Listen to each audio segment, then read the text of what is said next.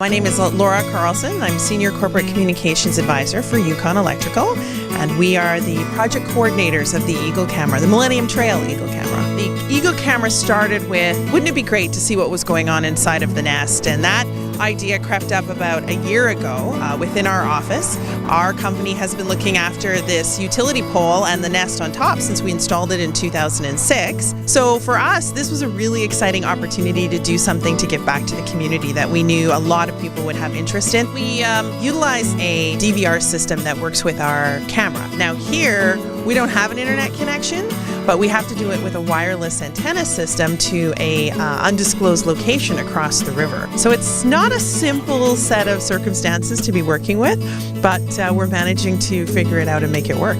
I'm Anne McLeod. I'm a wildlife biologist with EDI, Environmental Dynamics, here in Whitehorse, and I've been involved in the Eagle Project as an advisor. There's been a lot of studies done on eagles throughout their range, for sure, but it's always interesting to get real insight into the local kind of behaviors and local food habits that are going on here. So the eagles have been nesting here for 8 or so years, but not continuously. Back in 2006, the nest collapsed, and that was when Yukon Electrical got involved and put up the artificial pole. Generally accepted that it is the same pair that returns every year. Eagle lifespan is usually roughly about maximum is about 30 years. The same pair could be here for maybe 25 years-ish. What amazing parents these eagles are. I mean, we know now that they mate for life, and we've been watching them care tenderly for these eggs over the course of a month, including through 3 snowstorms and some really tremendously cold weather, and then now we're just rewarded with 3 chicks hatching. Both the pair participates in the parenting. They're both incubating the eggs, they both feed the young.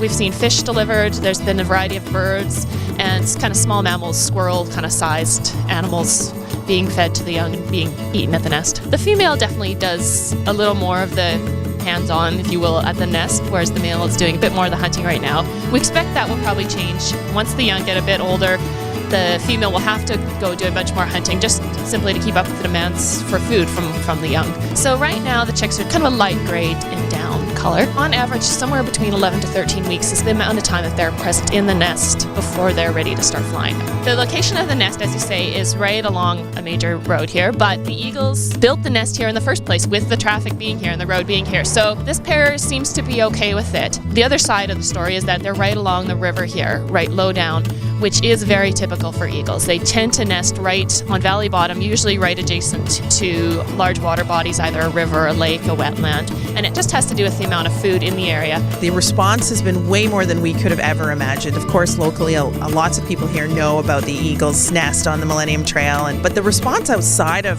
even the country has been tremendous. To date, we've had about over 80,000 views of the camera on our website, so it's been much more than we ever anticipated.